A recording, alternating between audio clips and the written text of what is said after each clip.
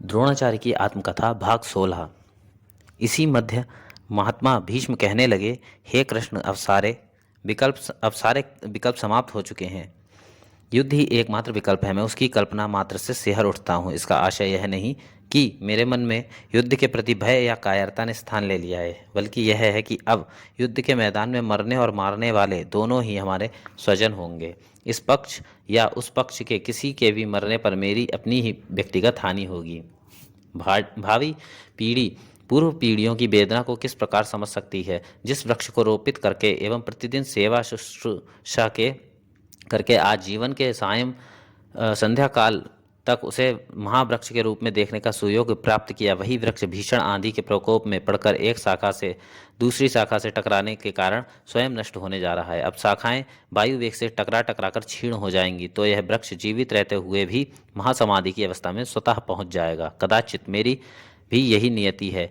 अपने ही हाथों पाले पोषे एवं शक्ति संपन्न बनाए गए अपने ही पौत्रों को आपस में लड़ते देखकर मैं किस आशा में प्राणों के भार को वहन कर सकूंगा। धीरे धीरे मेरी जीविका भी समाप्त होती जा रही है। जीवन का उद्देश्य ही जब तिरोहित होने लगता है तो जीवन धारण किए रहने का क्या प्रयोजन।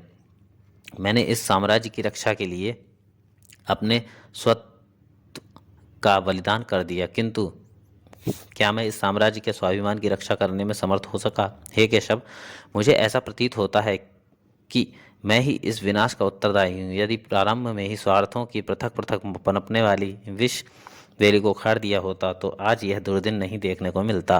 किंतु अब पश्चाताप करने से क्या होने वाला है। भीष्म की उपरोक्त व्यथा पर कृष्ण ने सांत्वना भरे स्वर में कहा, पितामह, आप व्यर्थ ही अपने बारे में ऐसा सोच रहे हो। उत्थान पतन प्रकृति का शाश्वत नियम है। काल के प्रभाव में अनेक साम्राज्यों के निर्माण और क्रमानुसार उनके पराभव होते रहना प्रकृति द्वारा नियोजित सामान्य घटना से अधिक कुछ भी नहीं है। व्यक्ति निमित्त मात्र है। अपने को दोषी मानना किसी दिशा में ठीक नहीं है। आप इस साम्राज्य की 3 पीढ़ियों के साक्षी हैं। हर काल की अपनी अपेक्षाएं एवं बाध्यताएं होती हैं, तदनुसार ही सब कुछ होता है। कुरु साम्राज्य का वर्तमान परिदृश्य अब पूरी तरह स्पष्ट हो चुका है। पितामह, अब आशीर्वाद दो कि हम सभी अपने कर्तव्य का समुचित पालन कर सके। इतना कहकर कृष्ण अपनी बुआ कुंती से मिलने के लिए उठ खड़े हुए। कुंती के घर पहुंचकर उन्होंने कर्ण से हुई अपनी सारी बातचीत की जानकारी दी। एक बार को कुंती की मुखाकृति पीड़ा एवं लज्जा से आरक्त होती। क्षण भर पश्चात सामान्य होने पर उन्होंने कर्ण की प्रतिक्रिया जानने का प्रयास किया। कर्ण ने उन्हें सारी स्थिति की जानकारी दी। साथ ही एक बार कर्ण से अवश्य मिल लेने का परामर्श दिया। कुंती को यह ज्ञात ही था कि कर्ण के आमने सामने के युद्ध में पांडवों को प्राण संकट उपस्थित हो सकता था, क्योंकि कर्ण की पराजय स्थिति से वह अवगत ही थी। अतः एक माँ होने के कारण वह किसी भी प्रकार अपने 6 पुत्रों कर्ण सहित को आपस में युद्ध करने से सावधान करना चाहती थी। उसने अगले दिन कर्ण से मिलने का निश्चय किया। एक प्रहर रात बीतने के उपरांत वह कर्ण के महल में पहुंची। अपने समक्ष कुंती को पाकर कर्ण भाव विभल हो उठे, किंतु अगले ही क्षण कर्तव्य बोध ने उन्हें सावधान कर दिया एवं वे कह उठे, यद्यपि आपके भतीजे कृष्ण द्वारा मैं सब कुछ जान चुका हूँ, किंतु मैं अपने कर्तव्य का निर्धारण कर चुका हूँ। उससे विचलित होने का प्रश्न ही नहीं है। हे माँ कुंती, मुझे राजा बनने की, स्वर्ग पाने की अथवा कोई अन्य कामना नहीं है। मैं तो प्रत्येक दशा में अपने उस ऋण को उऋण होना चाहता हूँ जो दुर्योधन का मुझ पर शेष है। इतना कहकर माता कुंती के चरणों में प्रणाम कर वह उनके समक्ष खड़े हो गए, किंतु कुंती को कुछ कहते ना बना। वे उसे गले से लगाकर बिलख उठी। फिर भरे गले से कह उठी, पुत्र, मुझ अभागी को क्षमा कर दो। मैं तुम्हारी अपराधी हूँ। मेरे कारण तुम्हें अभिशप्त जीवन जीना पड़ा। परिस्थिति ने मुझे ऐसा नाच नचाया जिसके कारण मैं तुमसे मिल ना सकी। अब युद्ध प्रारंभ होने में अधिक दिन शेष नहीं है, इसलिए मैं युद्ध से पूर्व तुझे एक बार निकट से देखना चाहती थी। मैं जानती हूँ कि तेरा स्वाभिमान तुझे पांडवों से मिलने में बाधक है, किंतु पांडवों से आमने सामने के युद्ध में एक दूसरे के प्राण न लेने का वचन दे सकोगे। एक माँ को इससे अधिक और क्या चाहिए। माँ द्वारा यह आश्वासन मांगे जाने पर थोड़ी देर गंभीर रहकर कर्ण ने उन्हें आश्वस्त करते हुए कहा, मेरा संघर्ष तो केवल अर्जुन से है। अर्जुन को छोड़कर मैं किसी पांडव पर शस्त्र नहीं उठाऊंगा। तदुपरांत अत्यंत भावुक होकर कहने लगे, माँ, तुम्हारी 5 की संख्या प्रत्येक स्थिति में बनी रहेगी। कर्ण तथा अर्जुन के अभाव में भी कर्ण की मृत्यु की दिशा में अर्जुन जीवित रहेगा एवं कदाचित अर्जुन के न होने पर मैं आपकी 5 संख्या को पूर्ववत बनाए रखूंगा।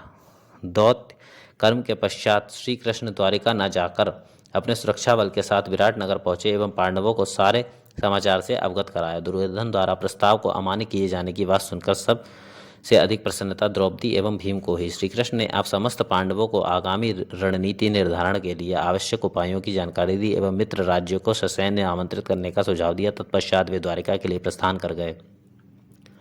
दुर्योधन ने भी समस्त राजाओं एवं सामंतों को बुलाने के लिए अपने अनुचरों को उनके राज्यों में भेज दिया एवं स्वयं अपने विश्वस्तों के साथ द्वारिका के लिए प्रस्थान कर गए। जिस दिन दुर्योधन कृष्ण से सहायता मांगने पहुंचे, ठीक उसी दिन संयोगवश अर्जुन भी वहां पहुंच गए।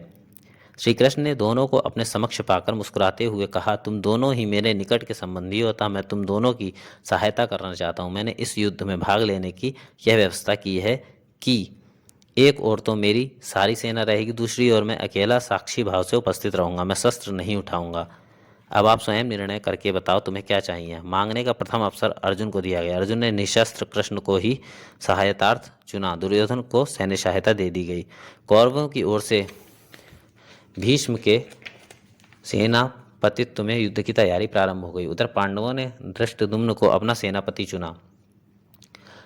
कुरुक्षेत्र के विशाल मैदान में दोनों सेनाएं आमने सामने युद्ध के लिए तैयार होकर प्रदर्शन में एवं पूर्वाभ्यास में संलग्न हो गई। उसी समय दुर्योधन रथ से उतरकर मेरे समक्ष आकर इस प्रकार कहने लगा, हे आचार्य, युद्ध के इस मैदान में मेरी और आपके प्रिय शिष्यों की सेनाएं जीवन मरण का निर्णय करने युद्ध के लिए तत्पर हो गई हैं। इसके पश्चात उसने पांडवों की ओर से भाग लेने वाले राजाओं एवं अपनी ओर से भाग लेने वाले राजाओं की सूची मुझे प्रदान की। तत्पश्चात मुझे प्रणाम कर चला गया। युद्ध के इस प्रांगण में स्वयं आकर पांडवों को मेरा प्रिय शिष्य बताए जाने का आशय मेरी निष्ठा को झकझोरने के अतिरिक्त और क्या हो सकता है। कदाचित उसे यह संदेह है कि यह युद्ध में पांडवों के प्रति अधिक विनम्र हो सकते हैं। यदि ऐसा हुआ तो युद्ध की स्थिति में परिवर्तन हो सकता है। उसके चले जाने के पश्चात मैंने दोनों सेनाओं पर दृष्टि डाली। मेरे मित्र राजा द्रुपद का पुत्र धृष्टद्युम्न पांडव सेना का नेतृत्व कर रहा था। उसके सेनापतित्व में सारी सेना मरने मारने को शन्य ही प्रतीत हो रही थी। इसी मध्य अर्जुन के रथ पर स्वयं सारथी बनकर आरूढ़ योगेश्वर कृष्ण दिखाई दिए, जो तीव्रता से रथ को दौड़ाकर सेनाओं के बीच ले जा रहे थे। दोनों सेनाओं की ओर से युद्ध में भाग लेने वाले अर्जुन अत्यंत विषाद युक्त हो उठे एवं अपने सारथी वासुदेव कृष्ण से कहने लगे, हे कृष्ण, यह मैं क्या देख रहा हूँ। इस निर्णायक युद्ध में दोनों ओर से मरने मारने को तैयार सारे योद्धा मेरे अपने ही हैं। इन सबको मारकर युद्ध करने से कौन सा प्रयोजन सिद्ध होने वाला है। जिस उद्देश्य के लिए युद्ध किया जा रहा है एवं जिनको सुख देने के लिए युद्ध किया जा रहा है, जब वे सब अपने लोग ही नहीं होंगे तो युद्ध का क्या लाभ। कौरवों की ओर से सेनापतित्व कर रहे भीष्म एवं मुझे तथा अन्य अपने स्वजनों के प्रति मोहाशक्त होकर वह पुनः कह उठा, प्रतिपक्ष की सेना में भी सारे योद्धा जो अपने प्राणों का बलिदान करने के लिए उद्यत प्रतीत हो रहे हैं, वे सब भी हमारे अपने ही तो हैं। इन्हें मारने से या इनके हाथों अपने प्राण देने से हानि एवं विनाश के अतिरिक्त और क्या हाथ आने वाला है। इस विनाशकारी समर में शक्ति संतुलन की स्थिति को देखते हुए युद्धांत में कुछ व्यक्तियों के संयोगवश जीवन बच जाने को संबद्ध पक्ष की विजय कहा जाना मूर्खतापूर्ण ही तो है। वे तथाकथित विजेता किस का हित साधन कर सकेंगे।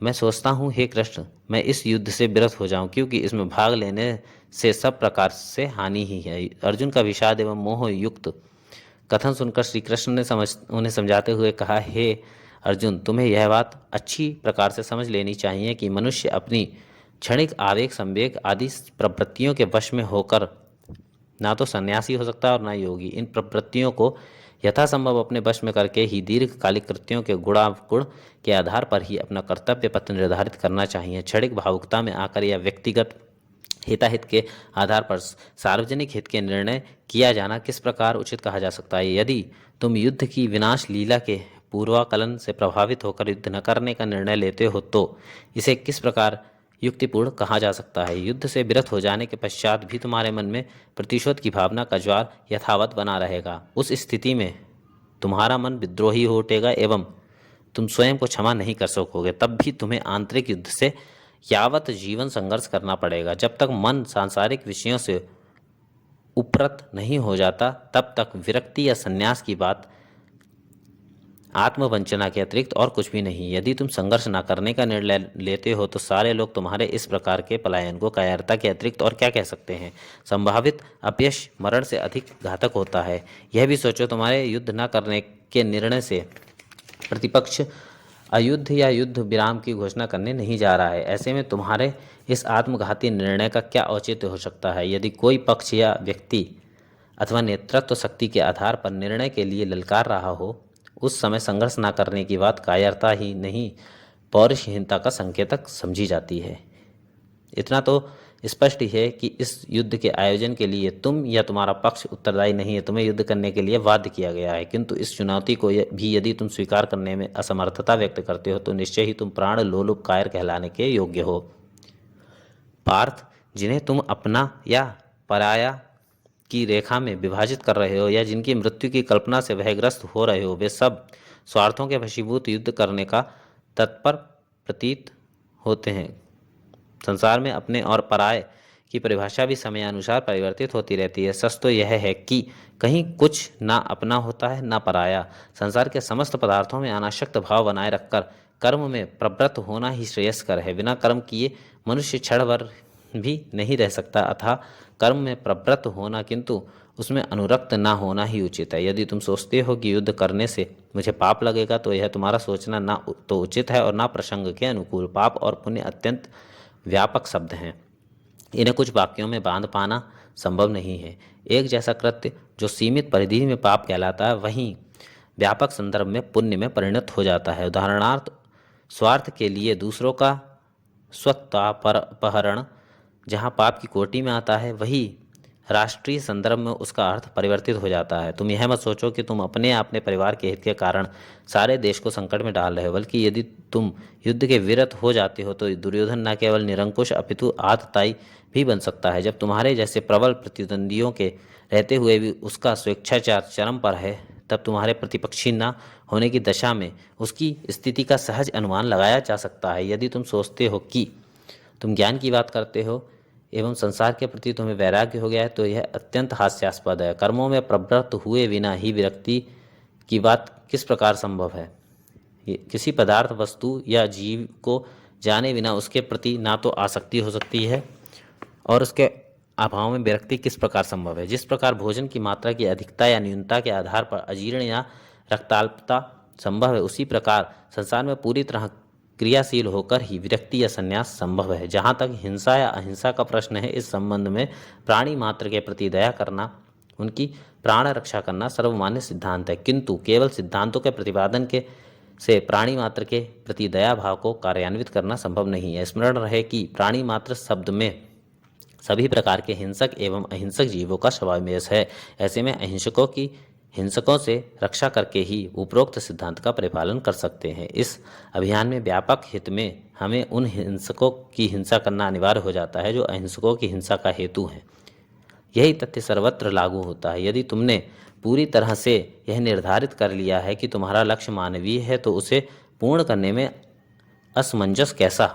यह असमंजस तुम्हें लक्ष्य के प्रति उत्सर्ग करने में सबसे बड़ा बाधक है। इससे यह भी ध्वनि निकलती है कि तुम अपने लक्ष्य के प्रति पूरी तरह समर्पित नहीं हो। जब तुम्हारा समर्पण समस्त ऊहापोहों से मुक्त हो जाएगा तो तुम स्वतः अपने लक्ष्य को प्राप्त कर लोगे। यदि तुम यह सोचते हो कि राज्योपभोग के लिए युद्ध करना किस प्रकार उचित है, इस संबंध में तुम्हें यह मानकर चलना चाहिए कि शासन या सत्ता भौतिक सुखों के उपयोग के लिए नहीं है, बल्कि उपभोग के लिए नहीं है, बल्कि यह सेवा का सर्वोच्च संस्थान है। जब तक सत्ता को आत्म सुख के साधन के रूप में समझा जाता रहेगा, तब तक सत्ता संस्थानों से जनहित के कार्यों का निष्पक्ष संपादन किस प्रकार संभव है। यदि तुम यह मानते हो कि यह कृत्य परिहिंसा में प्रवृत्त होने के कारण धर्म संगत नहीं है, इस संबंध में मेरा मत यह है कि धर्म मानवीय गुणों के समावेश में है। व्यापक मानवीय हित में किया गया कृत्य धर्म है। अपने हितों के लिए दूसरों का भयादोहन करना ही अधर्म है। अर्जुन कहने लगा, हे कृष्ण, मेरा चित्त अत्यंत दुविधाग्रस्त हो रहा है। वास्तविक श्रेय का मार्ग क्या है, कृपया मुझे बताएं। मैं आपको अपना गुरु मानता हूँ। श्री कृष्ण ने कहा, हे अर्जुन, तुम्हारे दुविधाग्रस्त होने से यह स्पष्ट होता है कि तुम्हारी अब तक की गई साधना व्यर्थ है। तुम अभी तक अपने लक्ष्य का निर्धारण ठीक प्रकार से नहीं कर सके हो। स्वार्थ से ऊपर उठकर जब व्यक्ति निष्काम भाव से आदर्शों की स्थापना हेतु कर्म में प्रवृत्त होता है, तब उसे पाप पुण्य, अहिंसा, हिंसा, राग, द्वेष आदि द्वंद्व पीड़ित नहीं कर पाते। जब तक व्यक्ति में निहित अहमता ममता अपने प्रभाव में लेकर सकाम भाव से कर्मों में प्रवृत्त करती है, तब तक व्यक्ति पुण्य पाप के चक्र से उबर नहीं पाता। अतः कर्तापन के विचार से अपने को मुक्त करके कार्यों में प्रवृत्त होने से अहम शून्यता आती है। साथ ही प्राप्ति की लालसा के अभाव में निष्काम भाव की दृढ़ता होती है। अर्जुन, मैं बहुत विस्तार में न जाकर संक्षेप में तुम्हारा समाधान करना चाहता हूँ। तुम्हारे पास केवल दो ही विकल्प हैं, युद्ध करना या रण क्षेत्र से कायरों की भांति पलायन करना। कोई कार्य करने से पूर्व व्यक्ति यह अवश्य तय कर लेता है कि उसमें हित होगा या अहित। अहित की संभावना मात्र से व्यक्ति कार्य में प्रवृत्त नहीं होता। यही बात व्यक्ति के से समाज, राज्य आदि पर भी समान रूप से लागू होती है। हितों की न्यूनता या व्यापकता कार्य क्षेत्र के अनुसार निर्धारित होती है। उदाहरणार्थ, एक श्रमिक कुछ पगार पाकर किसी के यहाँ श्रम करता है। बिना श्रम का मूल्य लिए वह कार्य में प्रवृत्त नहीं हो सकता। यदि उसे भय के कारण कार्य में संलग्न होना पड़ता है तो वह बेगार कहलाएगा। इसी प्रकार कोई व्यक्ति सार्वजनिक हित के किसी कार्य के लिए बिना मूल्य लिए श्रम करता है, जबकि इसमें भय निहित नहीं, तो यह मानव कल्याण की भावना से किया गया कृत्य होने के कारण व्यापक हित वाला कृत्य कहा जाएगा। यही बात राष्ट्र, राज्य आदि के हितों में किए जाने वाले कृत्यों पर भी लागू होती है। राष्ट्र या राज्य के व्यापक हित में एक इकाई के रूप में भी कार्य करते समय व्यक्ति को अपने हित का समावेश उस व्यापक हित में करना होता है। ऐसे में उसके व्यक्तिगत हित का विलय उस सार्वजनिक हित में स्वतः हो जाता है। इसका आशय यह नहीं कि उसकी व्यक्तिगत आवश्यकताएं या इच्छाओं का बलपूर्वक अवदमन कर दिया जाना चाहिए एवं उसका उपयोग भौतिक उपकरण की भांति किया जाना चाहिए। कहने का आशय यह है कि सार्वजनिक हितों के संपादन से व्यक्तिगत हितों की पूर्ति स्वतः हो जाती है, क्योंकि वैयक्तिक हितों का सार्वजनिक हितों से विरोधाभास नहीं अपितु अंतर्भाव है। ऐसी अवस्था में दोनों के बीच सामंजस्य ना हो पाने का प्रश्न ही नहीं उठता है। हे अर्जुन, यदि तुम्हारी सचमुच में युद्ध में प्रवृत्ति न होती तो तुम्हारा शस्त्र संग्रह का प्रयास क्यों था? कोई व्यक्ति या राष्ट्र शस्त्रों का संग्रह युद्ध करने या युद्ध का भय उत्पन्न करके दूसरों को अपने अनुरूप कार्य करने के लिए प्रवृत्त करने के लिए करता है। मुझे ही देखो, मैं इससे पूर्व भी कई बार शस्त्रों युद्ध कर चुका हूँ। इसका आशय क्या तुम यह लगाते हो कि मैं स्वार्थी और सत्ता लोलुप हूँ? युद्ध की अपनी अनिवार्यताएं होती हैं मित्र। व्यक्ति या संस्था जिन पर युद्ध थोपे जाते हैं वे उन्हें नकार कर भला किस प्रकार अपने अस्तित्व की रक्षा कर सकते हैं? यदि कंस मामा के उस समारोह में जो मेरी हत्या के लिए आयोजित किया गया था मैं भी इसी तरह हिंसा के भय से समर्पण कर देता तो कदाचित आज तुम्हारी सहायता के लिए उपलब्ध न होता। आज यदि कौरव सेना के बड़े बड़े महारथी भी यदि मुझसे सशंकित रहते तो इसका कारण मेरा निशस्त्र होना नहीं अपितु समय समय पर किया गया शत्रु दमन ही है। सार्वजनिक रूप से मैंने यह घोषणा कर रखी है कि मैं शस्त्र नहीं उठाऊंगा, किंतु इससे क्या मेरे सुदर्शन चक्र के अपरिमित पौरुष के सारे लोग परिचित हैं।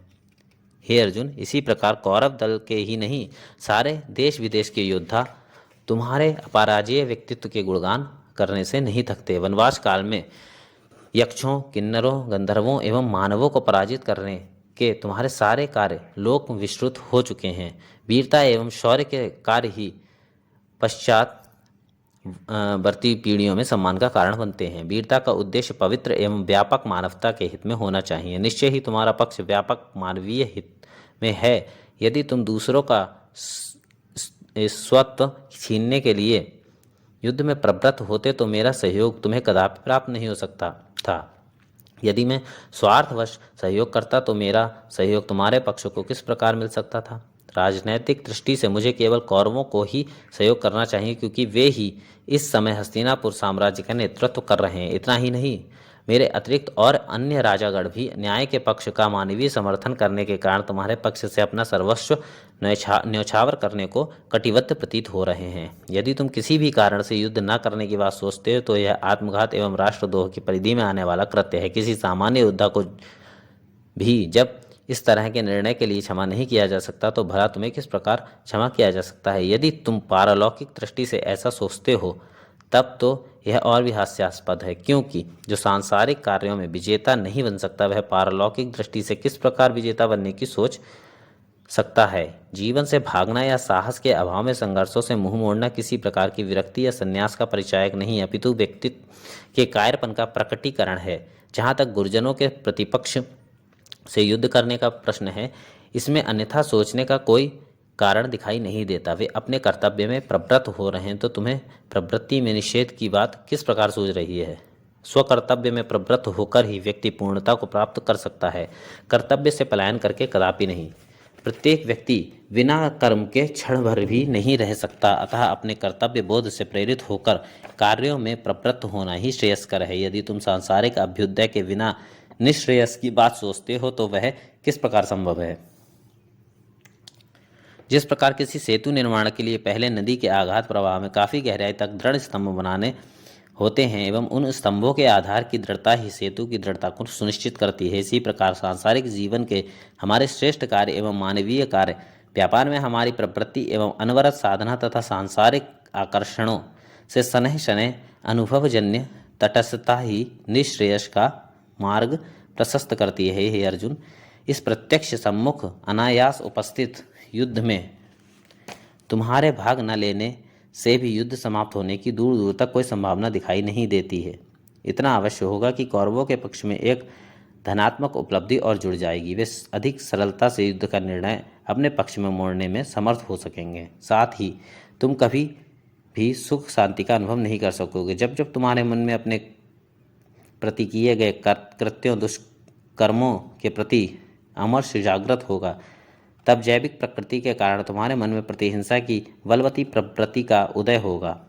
तब तुम्हें इस प्रकार के पलायन पर पश्चाताप भी होगा, किंतु उस समय तक इतना विलंब हो चुका होगा कि तुम मूल धन नष्ट किए हुए व्यापारी की भांति अरण्य रोदन के अतिरिक्त और कुछ न कर सकोगे। जो लोग समय का दुरुपयोग करते हैं उनका सारा जीवन प्रयोजन के बिना ही क्षीण हो जाता है। अतः अपने स्वार्थ के लिए नहीं बल्कि समाज हित, जनहित या देश हित के व्यापक लक्ष्य की प्राप्ति के लिए कर्तव्य में प्रेरित होना अनिवार्य है। हे अर्जुन, तुम गुरुकुल के आदर्श हो। आदर्श व्यक्तियों का आचरण अन्य लोगों के लिए बिना प्रेरणा के ही अनुकरणीय होता है। वे लोग जैसा आचरण करते हैं आगामी पीढ़ियां उनका अनुसरण करती हैं। हे अर्जुन, तुम्हारे मन में अनेक दुर्विचार क्यों आ रहे हैं? तुम सोचते हो कि ये समस्त कौरव भी तो तुम्हारे स्वजन हैं, अतः इन्हें मारने से अपने ही कुल का नाश होगा। साथ ही हमारे गुरुजन, सगे संबंधी आदि भी सब मारने के लिए खड़े हैं। इन सबको मारकर राज्य प्राप्त करने से क्या लाभ होगा? जिनके कारण या जिन्हें सुख संपन्न देखने के लिए वैभव या राज सत्ता प्राप्त करने की इच्छा उत्पन्न होती है, जब वे सब ही नहीं होंगे तो रक्त रंजित राज्य का हमारे लिए क्या उपयोग होगा? तुम्हारा उपरोक्त विचार ठीक नहीं है। मेरे विचार से स्वजन की सामान्य व्याख्या यह है कि जो हमारे प्रतिकूल आचरण ना करे वे स्वजन हैं। कौरव जन्म से ही तुम्हारे प्रतिकूल आचरण करते आए हैं, बल्कि जिनका अस्तित्व ही तुम्हारे प्रतिकूलन में निहित रहा है। इसके उपरांत भी वे इस युद्ध भूमि में यदि तुम्हें स्वजन प्रतीत होते हैं तो निश्चय ही तुम्हारे मन में कायरता का समावेश हो गया है, जिसके कारण तुम इस प्रकार की अनर्गल बातों का तर्क देकर प्रस्तुत कर रहे हो जैसे तुम्हारी बातें पांडित्यपूर्ण हो। तुम जिन गुरुजनों एवं सगे संबंधियों का विवरण देकर युद्ध न करने का बहाना कर रहे हो, पहले उन्हीं के बारे में सोचे। वे लोग यदि चाहते तो युद्ध से तटस्थ रहने का कोई उपाय अवश्य कर सकते थे, और उनका यह आचरण निंदा के योग्य भी नहीं कहलाता, क्योंकि वे मुख्य भूमिका में नहीं हैं। इसके उपरांत भी सब कुछ जानकर वे कौरवों की ओर से युद्ध में प्रवृत्त हो रहे हैं। यहाँ तक कि आचार्य द्रोण, भीष्म, कृपाचार्य एवं मेरे अनेक महारथी भी उनकी ओर से युद्ध के मैदान में आ डटे हैं। इनमें से अनेक ऐसे लोग हैं जो न्याय शास्त्र एवं धर्मशास्त्र, नीति शास्त्र एवं राजनीति शास्त्र के प्रकांड विद्वान हैं। ऐसे में यह प्रश्न उठना स्वाभाविक है कि न्याय, अन्याय, सत्य, असत्य आदि के समुचित ज्ञान के रहते हुए भी यह लोग कौरवों की ओर से ही क्यों युद्ध कर रहे हैं, तुम्हारी ओर से क्यों नहीं? ये सब राजकीय मर्यादा के अनुरूप अपने कर्तव्य बोध से प्रेरित होकर ऐसा कर रहे हैं। कौरव साम्राज्य के अधीन कार्यरत होने के कारण उनके द्वारा दिए गए निर्देशों का अनुपालन इनके लिए अनिवार्य है। अपने वैयक्तिक विचारों को सार्वजनिक हित या युद्ध नीति से जोड़कर नहीं देखा जा सकता। यहाँ तक कि कोई शासक भी ऐसा नहीं कर सकता। किसी के व्यक्तिगत संबंध उसके राजनीतिक दायित्वों में व्यवधान या प्रोत्साहन का सृजन करने वाले नहीं होने चाहिए। सच पूछो तो किसी शासक या राजपुरुष का व्यक्तिगत कुछ भी नहीं होता। उसे प्रत्येक दशा में एवं जटिल से जटिल परिस्थितियों में भी अपने को जनोन्मुखी बनाए रखना पड़ता है। तुम्हें क्या प्रिय है और क्या अप्रिय, इससे कोई अंतर नहीं पड़ता। जो कार्य जनहित राष्ट्रहित में अनिवार्य है उसके लिए अपने व्यक्तिगत हितों का उत्सर्ग आवश्यक है। राष्ट्र, राज्य, शासक या उसके पक्षधरों की व्यक्तिगत संपत्ति नहीं है, अतः किसी भी दशा में उनके व्यक्तिगत विचारों को तब तक वरीयता नहीं दी जा सकती जब तक वे नीतिगत निर्णय का आकार ग्रहण ना कर लें। तुम सोचते हो कि गुरुजनों को युद्ध में परास्त करने से पाप लगेगा, किंतु कदाचित तुम यह भूल जाते हो कि तुम यह जो कुछ करने जा रहे हो वे किसी प्रमादी द्वारा अपने संकीर्ण स्वार्थवश लिया गया आकस्मिक निर्णय नहीं है और ना ही इसमें तुम्हारा कोई व्यक्तिगत हित ही समाविष्ट है। उपरोक्त निर्णय अत्यंत अपरिहार्य परिस्थितियों में समस्त विकल्पों पर पर्याप्त चिंतन मनन के उपरांत दूसरे पक्ष की हठवादिता एवं निरंकुशता के कारण लेना पड़ा। इन परिस्थितियों में किसी व्यक्ति विशेष के होने या ना होने को पुण्य पाप से जोड़ना किस प्रकार उचित है? पाप वह है जो केवल अपने हित के लिए किया जाए एवं जिसमें दूसरों के हितों का ध्यान न रखा गया हो। उदाहरणार्थ, उपलब्ध संसाधनों या वित्तीय व्यवस्था का कुछ सीमित लोगों द्वारा उपयोग किया जाना एवं अन्य लोगों को अवसर उपलब्ध ना होने देना निश्चय ही पाप है। इसी प्रकार अन्यों के हितों का ध्यान रखना एवं प्राप्त अवसरों का भी यथासंभव दूसरों को सहभागी बनाना पुण्य कहला सकता है। जहाँ तक किसी के जीवित रहने या समय पूर्व मृत्यु का प्रश्न है, यदि वैयक्तिक स्वार्थ के कारण कोई इस तरह के कार्यों में संलग्न है अथवा अपने ही राज्य के निरपराध नागरिकों की मृत्यु का दोषी है तो निश्चय ही वह दंड का पात्र है। किंतु व्यापक राष्ट्रीय हित में उपरोक्त जीवन मृत्यु दोनों ही वरेण्य हैं। ऐसे में इस बात का कोई अर्थ नहीं कि इस युद्ध के मैदान में कौन मरेगा, कौन मारा जाएगा, कौन विजयी होगा, कौन पराजित। जब व्यक्ति अपने प्राणों का एकाकार राष्ट्रीय स्वाभिमान से कर लेता है तो जीवन मरण दोनों ही स्तुत्य हो जाते हैं। जहाँ तक युद्ध या युद्धों में होने वाले विनाश का प्रश्न है, उसका पूर्वानुमान कभी नहीं किया जा सकता, किंतु इसको उपरांत भी मानव समूह अपने विकास के प्रारंभिक काल से ही युयुत्स रहा है। उसकी इसी युद्ध प्रियता ने उसे अनेक जातियों, नस्लों, कबीलों एवं सभ्यताओं में विभाजित कर अपने अस्तित्व बोध के प्रति सावधान किया। साम्राज्यों की स्थापना के समय से ही शक्ति प्रदर्शन या युद्ध द्वारा सत्ता हस्तांतरण के अप्रिय निर्णय होते रहे हैं। मनुष्य ने इन युद्धों से बचने के लिए समय समय पर अनेक प्रकार के नियम उपनियम भी बनाए। उन नियमों को धार्मिक दृढ़ता से भी जोड़ा गया तथा सामाजिक व्यवस्था के सुचारू संचालन के लिए उनके पालन पर भी जोर दिया गया, किंतु व्यवस्था के सूत्रधारों द्वारा ही अपने निहित स्वार्थों के कारण उनका समय समय पर दोहन भी किया जाता रहा है, जिसके परिणाम स्वरूप कभी आंतरिक तो कभी बाह्य संघर्ष आकार ग्रहण करते रहे एवं सत्ता संस्थानों के उत्थान पतन का क्रम अनवरत चलता रहा। तुम दोनों पक्षों के मध्य आयोजित यह युद्ध उसी श्रृंखला की एक कड़ी है। इन युद्धों के विजेता ही आगामी काल की पीढ़ियों के नायक बनते हैं, उनका ही प्रशस्तिगान किया जाता है, वे ही शास्त्रों लक्ष्यों व्यक्तियों के प्रेरणा स्रोत बनते हैं। यदि तुम्हारा विचार है कि तुम जंगलों में भागकर अधनंगे भूखे रहकर किसी अलौकिक साधना के बल पर विश्व विजेता बन जाओगे तो मुझे तुम्हारी वृद्धि पर तरस आता है। कोई वह व्यक्ति जो जीवन संघर्ष से ऊपर सन्यासी या विरक्त होने की बात करता है निश्चय ही कायर कहलाने योग्य है। संसार को निराश स्वप्न मानना एवं उसके प्रति घृणा के स्तर तक विलगाव रखना किसी भी दशा में उचित नहीं कहा जा सकता। हाँ, इतना अवश्य है कि हमें अपने स्वार्थ से ऊपर उठकर संसार के बारे में सोचना चाहिए। इससे दूसरों के प्रति सकारात्मक दृष्टिकोण उत्पन्न होता है। जब किसी व्यक्ति, वस्तु या स्थान के प्रति हमारे मन में तटस्थ सोच होती है तब हम उसके प्रति पूरी तरह से निष्पक्ष विचार रख पाते हैं। हे अर्जुन, तुमने युद्ध न करने का निर्णय करते समय कदाचित यह विचार भी नहीं किया कि तुम युधिष्ठिर की सेना के एक महारथी मात्र हो। किसी महारथी को युद्ध करने या न करने के निर्णय का लेने का अधिकार किस प्रकार हो सकता है? यह तो साम्राज्य के मंत्रिमंडल एवं राजा का विशेष अधिकार है, किंतु तुम अपने व्यक्तिगत निर्णय को समस्त सेना पर किस प्रकार कार्यान्वित कर सकते हो?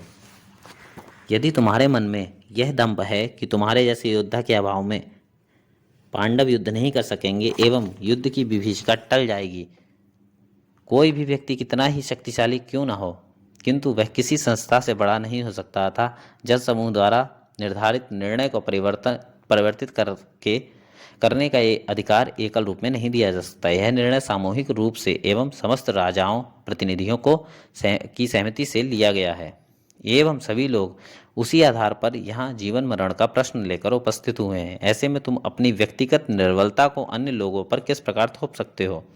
इन सारी परिस्थितियों के बाद भी यदि तुम युद्ध न करने के अपने व्यक्तिगत दुराग्रह पर अड़े रहते हो तो तुम न केवल अपयश के भागी होगे अपितु पांडवों के प्रति विश्वासघात एवं मृत्यु की दिशा में उनकी मृत्यु के भी उत्तरदायी होगे। तुम्हारी यह कलंक कथा युगों युगों तक चलती रहेगी। लोग तुम्हें न केवल कुलघाती बल्कि देशद्रोही भी कहेंगे। यह भी समझ लो कि युद्ध न करने से तुम कौरवों के भी शुभेच्छु नहीं कहला सकोगे, बल्कि वे भी तुम्हारे प्रति द्वेष से ही भर उठेंगे।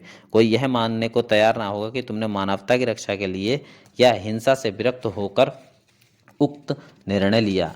लोग यही कहेंगे कि अर्जुन रणभेरी सुनता इतना भयग्रस्त हो उठा कि युद्ध क्षेत्र से पलायन कर गया। इतना ही नहीं, तुम्हारी भावी संतति भी तुम्हारे कारण गर्वोन्नत होकर जीवन यापन नहीं कर सकेगी। लोग तुम्हारा नाम लेकर उसका उपहास करेंगे। अतः हे अर्जुन, मेरा तो यह दृढ़ मत है कि तुम दुविधा से मुक्त होकर सुख दुख लाभ हानि जय पराजय राग द्वेष आदि से निरपेक्ष रहकर अपने कर्म में प्रवृत्त हो जाओ। जो व्यक्ति दुख में दुखी नहीं होता और सुख में आसक्ति रहित बना रहता है, राग द्वेष एवं भय तथा क्रोध से मुक्त होकर स्थित प्रज्ञ कहलाता है।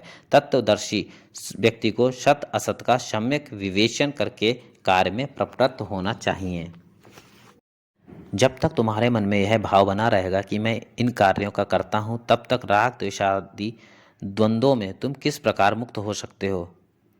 जब तुम अपने प्रत्येक कार्य को विराट में समाहित कर देते हो, उसी क्षण तुम कर्तापन के अभिमान से मुक्त हो जाते हो। ठीक उसी प्रकार जैसे जल की बूंद का समुद्र में विलय हो जाने पर उसका पृथक अस्तित्व समाप्त हो जाता है, उसी प्रकार जब तुम अपने समस्त कृत्यों का उस विराट से युक्त कर लेते हो, तब तुम्हारा योगक्षेम उस विराट का योगक्षेम बन जाता है। ऐसे में पाप पुण्य आदि से तुम स्वतः ही ऊपर उठ जाते हो।